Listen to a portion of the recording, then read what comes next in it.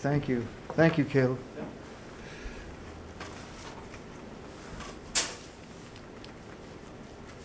Okay, good afternoon, everybody. I'd like to welcome the public to our special hearing on rates and fees for the Town of Harwich Golf Committee. And thanks for the patience of the public that has joined us.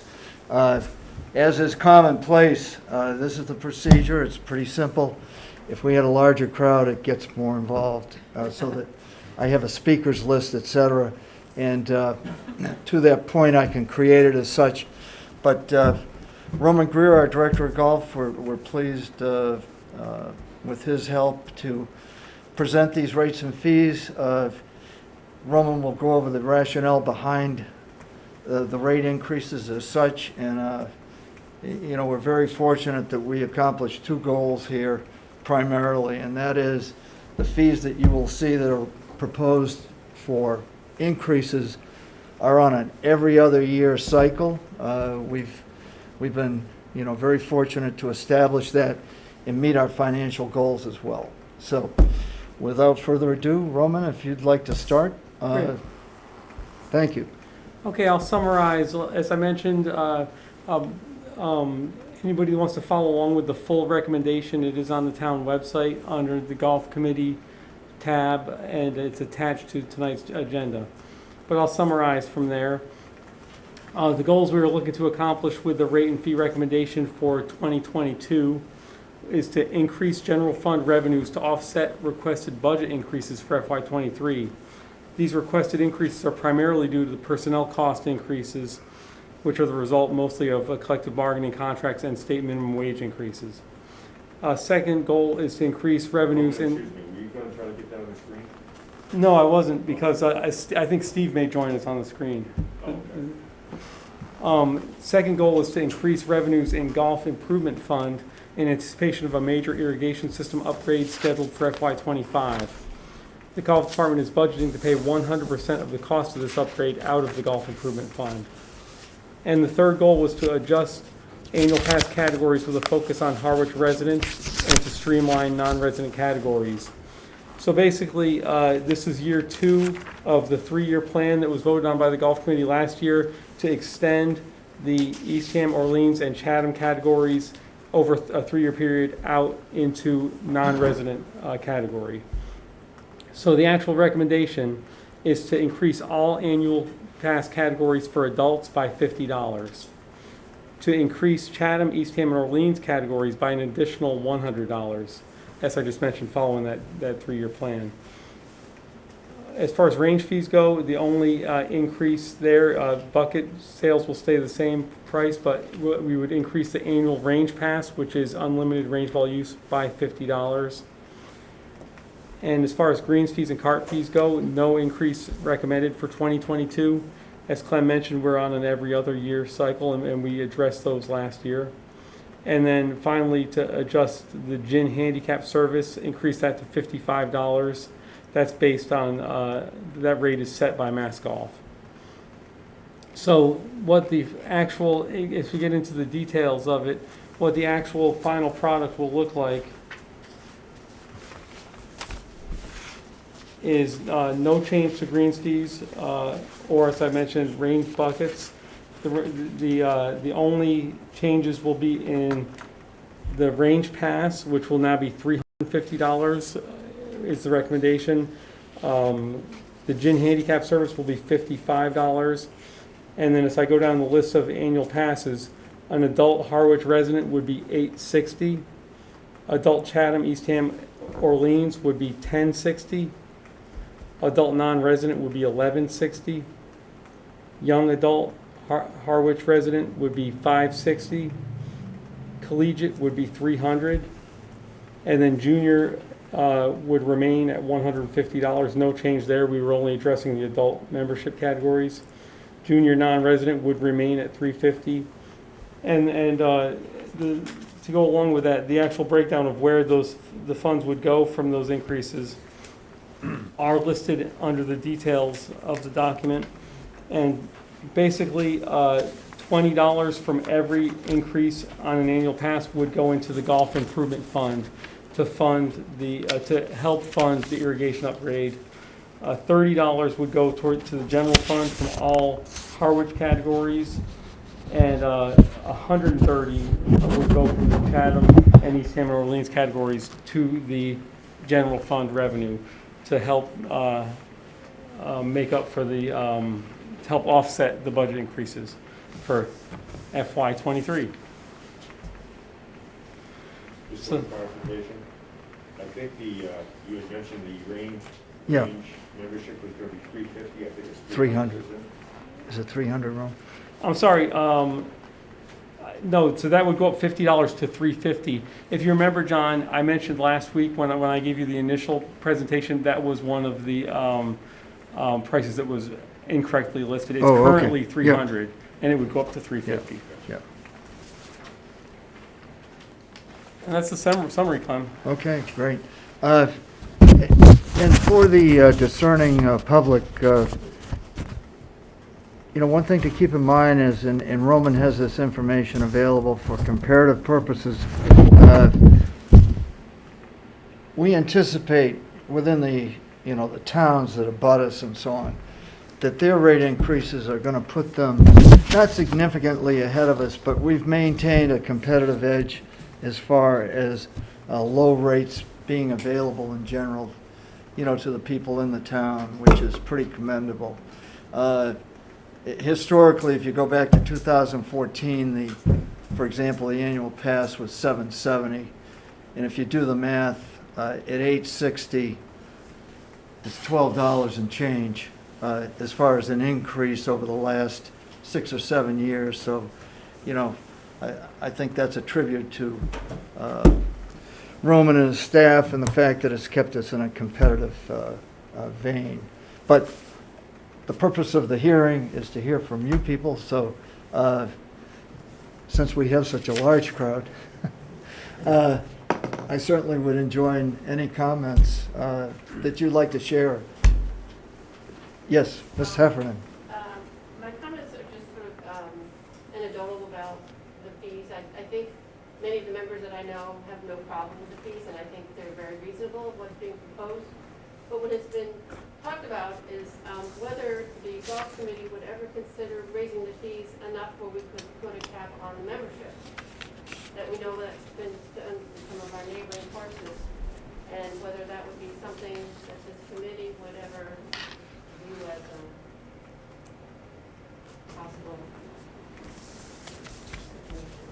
Okay, and just for the record, that's Ms. Deborah Heffernan.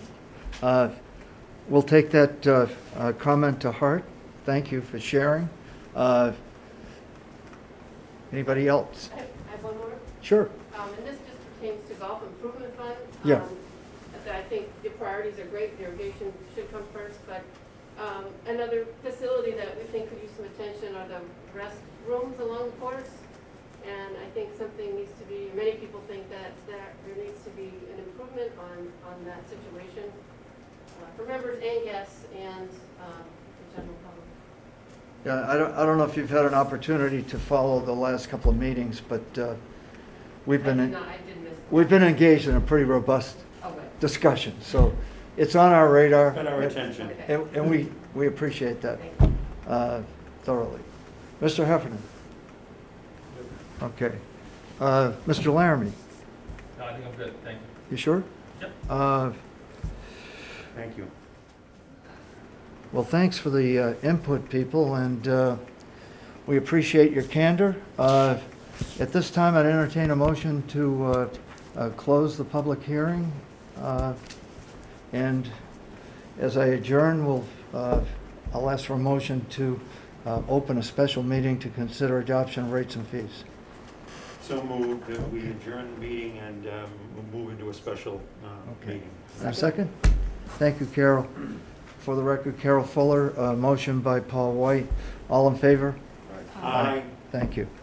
Okay, so I'd like to open the special meeting to discuss adoption of rates and fees. And at this time, based on the conversations, and thankfully we've had this in the process just to expedite through the last couple of meetings, we have sorted out most of the details. So we're not trying to fast track it, but in essence, we are. So I'd entertain a motion to adopt the rates and fees as proposed by the Director of Golf. For the purpose of discussion, I would make that motion and that we adopt the rates and fees as outlined most recently in our public meeting. Okay. Okay, second. Carol Fuller, any discussion? Just very briefly, as I think I said as part of the comment in our last meeting as we went through this, I think there's a good, solid explanation about what we're doing and why we're doing it. We have some other recommendations that have been forwarded to us that we'll certainly talk about. But I think there's a good rationale, sensible, stable approach, and I think these fees will help us to continue to grow this jewel that we enjoy as Cranberry Valley. Okay, thank you, Paul. Any other comments, Carol? John? Okay, without further discussion, a motion to approve. All in favor? So moved. Okay, Approved. hand raised. John? Thank you. Okay, it's unanimous. We've adopted rates and fees. The course of action is that we will take the recommendation to the selectmen. Jointly, Roman and I meet with the selectmen, and hopefully they will understand completely where we're coming from. So, without further discussion of other topics, considering the night and so on, I'd entertain a motion to adjourn. I have a question, Okay, sure. John? and it kind of revolves around, I caught a little bit of the selectmen's meeting last night, Okay, and they were talking about revolving funds. okay. And there was a comment made by one of the selectmen that made me kind of nervous in terms of revolving funds. Because his basic comment was that if there's any money left over at the end of the year, let's say it's not invested in that current fiscal year, Right. he said that always the comments that came from the committee, and I'm not talking the golf committee, I'm just talking committees in general, it's our money. We hold that money and we invest it within our department, which has always been our premise. I mean, Right. if we have money, it's basically money that's been Yeah. developed for the particular golf committee. In our case, the golf improvement budget or the infrastructure fund. So I would hate to see that concept get eliminated in terms of having these revolving funds. If there's balances left at the end of the year, Right. that it just gets transferred to the general fund, which is the impression I got from that discussion. Because that would be disastrous. Yeah. I totally agree, and I'll tell you that, not that it's perfect, but up to date, this is why we have enjoyed effective use of those funds.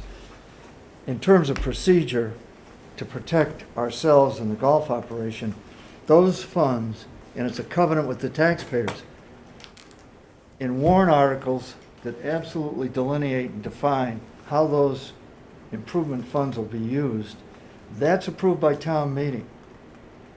And consequently, with that taxpayer input, Paul,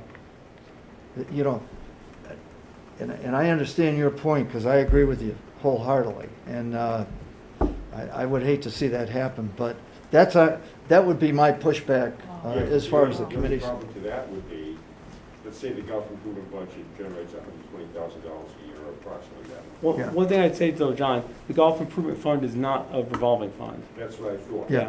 Yeah, Our other two are, our pro shop revolving fund and our infrastructure fund. Those two are revolving. The infrastructure funds are revolving? It is, the finance director changed it to a revolving fund just for the ease of paying the debt service out of it, so that she could pay the debt service without the town meeting I think, requirement. didn't that change, 2 years ago? Maybe? Yeah, I Yeah. think so. I thought the golf improvement fund was not a revolving. That's fund. not, so that's safe, and I know they are scrutizing those. I submitted, I don't know if you saw it, I submitted a report on the golf revolving funds for that meeting last night. That was part of their package, and then also part of their package was an independent analysis of the revolving funds, and basically the conclusion was they're all operating legally and appropriately. But I didn't hear the discussion, and I know that there is. Discussion did not include the golf. Okay. I know there is, one of the reasons I had to prepare that document for last night is there is a desire to scrutinize the revolving funds. And I think there's a feeling that some of them could be, hate to say slush funds or whatever, there's spending going on that should be within the procurement law, and instead it's kind of outside of it as a revolving fund. But I don't think they're going to target the golf funds for that, because I think the golf funds are very appropriately being used for what they're supposed to be. I think there is a feeling among the Board of Selectmen that the town has too many revolving funds. When we had the hurricane here, tornado. Tornado. Yep. And what money did they take from us? Was that from the golf improvement budget, or was that from? So nothing was taken during that, during the pandemic, when the town had a shortfall of revenue. They asked us to pay $100,000 towards our old debt that year out of the golf improvement fund. So it was against. Yeah. Yeah. But again, I wouldn't say they took it. I mean, I presented at these meetings. They asked and said that I think- all departments were asked. They asked us to Yeah. step up. Yeah, they asked us to step up, and we did. And under the guise of the debt servicing, I mean, It is there. It is That's- real. But that was our own debt, Yeah. yeah, and so we're still the beneficiaries of that. Yeah. exactly. Yeah, and Exactly. that debt is now off the books. That was old debt that was in its final few years, Yeah. and that's now off the books. So as you said, Paul, they asked us to step up, and many departments did, and golf did, and received a lot of positive comments at the Board of Selectmen level for stepping up. I think it was recognized. But the tornado was not that type of situation. I think the one thing that happened in the tornado was the insurance money that we received for our loss of revenue was never rung through our register as greens fees, cart fees, which hurt our funds, because if it was rung in as greens fees and cart fees, it would have fed appropriately our funds, where $4 of every greens fee goes to the golf infrastructure fund. So that was something that I pursued to a dead end, that I wanted to see that check come through golf and get distributed appropriately, but it didn't happen. Any So- update on the, go ahead. So I'm not quite sure what that means. So we received the money for the insurance claim. Yeah, so to make it simple, we didn't receive it, the town received it, and the town appropriately distributed it how they saw fit. Do you feel we were reimbursed for the effort that we made to clean up the golf course? Yes, absolutely. Okay. Absolutely. What I was hoping at the time was that lost revenue money would be rung through our register, so it would affect our dedicated funds, and that didn't happen. Got it. But it really wasn't. We were made whole as far as the repair went. Any update on the status of the new golf carts, or is that still? So no new update. The last update I heard was January termed 1. as a firm first week of January. Like it was on the schedule. So there's no need for an update. I will follow up, but that we can expect those clearly in mid-January. Okay. Golf carts down on the barge out in LA somewhere. They're not, but I hope not. I think who knows if the chips were the Yeah, there could run be the a part out GPS. there though. Yeah, but no, we were given a firm production slot. So last I heard that was not going to change. John, I'm glad that you brought that up, because it also made me think of something I wanted to share with the committee. I sent a note to Steve Bellata and Jack as well, and I had the opportunity because Carol had emailed me. I'd like the committee at large to consider making November 9th a regular monthly meeting versus the 16th. I've got a conflict that I just can't work around on the 16th. So it would mean that workshop would be perhaps delayed, but because of the scheduling for our next meeting, and I've already talked to Roman about this, we'll be considering our calendar for the upcoming year. Tournaments, annual pass holder member activities throughout the year, and it helps us for planning purposes when you go into January. So that will be the core of our next meeting. So But that, instead of a special meeting, we have a regular meeting. Yeah, exactly. Okay. And then beyond that, we have some loose ends from our last workshop that we wanted to talk about, the vision statement in particular, and I've talked to Carol about that. So, it will be worth your time. But if you were counting on the 9th as well, it's kind of a formality, but So what is it, the 9th and the 16th? We won't yeah, have the 16th. the 16th we'll put on hold, but, definitely there will be a meeting on the 9th for that purpose. So, motion to adjourn? So moved. Okay. Any update on the restaurants? What No. we're doing? No. Do they have a plan in terms of when they're gonna try to address that, or? I have a meeting on November 2nd with the town administrator. It's more of a group meeting, but I will find out when because, the last thing that I presented to the golf committee was the last thing I've heard myself, which is he was planning to present a plan to the Board of Selectmen in September. And then I heard after that from him that because of the special fall town meeting, his calendar was delayed. So I expect to find out on November 2nd. As soon as I do find out, I'll share again the update with the committee. I think what's interesting too, Roman, is this approach, Carol, is somewhat different than in the past. If you remember, Roman, I mean, we directly got involved in the authoring Yeah. of the RFP and so on, and the town administrator has taken total ownership here, Yeah, from so my the- perspective. What I think, Clem, is I think, again, this is just a guess, but I have had conversations with him about this in the past. I think he thinks we have a very strong document Yeah. that he's going to use. And the one thing that he wanted to change was, as far as the payment structure went, I think the fact that the town has two separate restaurant leases and they both have a completely different payment structure, where in the harbor, it's not a straight rent. I think it's a percentage of sales. And Oh, wow. I think they Yeah. want to go to more standardize that to where both leases have the same terms, where it's a percentage of sales or it's a straight lease number.